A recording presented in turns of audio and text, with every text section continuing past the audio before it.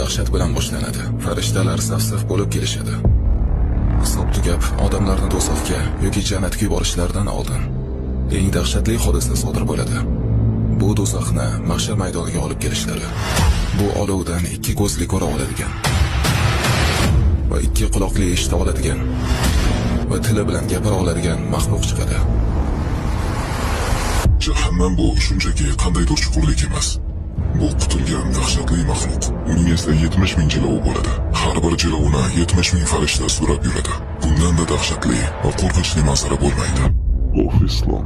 Payg'ambarimiz sollallohu alayhi va sallam Umar radhiyallohu anhu ga aytar edilar: garchi sen 70 payg'ambarning qilgan yaxshiliklarini qilsang ham, o'sha vaqt sen baribir qo'rqasan.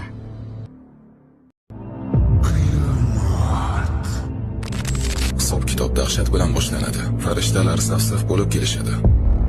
Hisob tugab, odamlarni do'zaxga yoki jannatga yuborishlaridan oldin eng dahshatli hodisa sodir bo'ladi. Bu do'zaxni mahshar maydoniga olib kelishlari. Bu olovdan ikki ko'zli ko'ra oladigan va ikki quloqli eshita oladigan va tili bilan gapira oladigan maxluq chiqadi. Jahannam bu shunchaki qandaydir chuqurlik emas.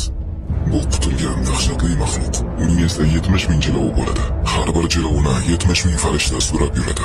Bundan da dahshatli va qo'rqinchli manzara bo'lmaydi. Oh islom. Payg'ambarimiz sollallohu alayhi va sallam Umar radhiyallohu anhu ga aytar edilar: garchi sen 70 payg'ambarning qilgan yaxshiliklarini qilsang ham, o'sha vaqt sen baribir qo'rqasan.